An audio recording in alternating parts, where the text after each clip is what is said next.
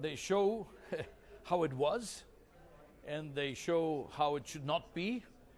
And they also, if you look at what we've been doing with the automatic exchange of tax information and the transparency issue and the questions of base erosion and profit shifting, what you will see is that we've made a lot progress since the crisis. We made more progress in the last 50 or 60 years.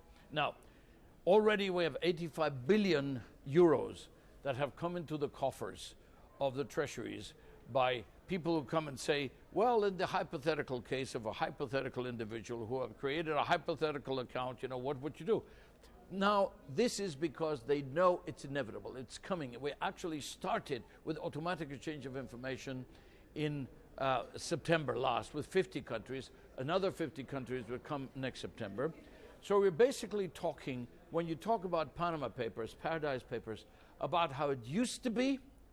You're talking about legacy, and you're talking about a past that in a way is coming back to haunt us, but that is in the verge of being dismantled by virtue of this work that we have done collectively. And what about the British government in particular? Is it doing enough to ensure transparency from its overseas territories? It's always fascinating because everybody knows, and they all trust that the UK is working with us very closely, and they are, of course. They're very enthusiastic, very supportive.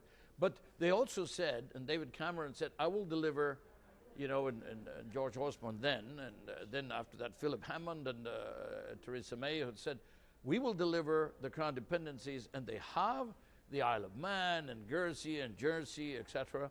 And that also gives us a lot of, moral authority, gives the UK moral authority to demand that other countries do the same.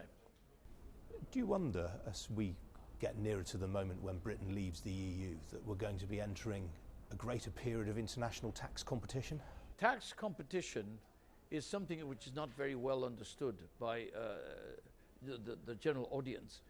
It basically suggests that by lowering your tax rates, you would attract investment. But I don't think that people understand why a company makes a decision to install itself in a particular country. Nobody would be in the European the theater of production. Nobody would be in the UK. Nobody would be in the United States if it were only because of the taxes. It's about productivity. It's about the skills. It's about the financial centers. It's about the business climate and the business rules and the regulations. So it's not just about taxation. Taxation, of course, the more competitive you are, it's okay, but it doesn't mean that there has to be a race to the bottom here.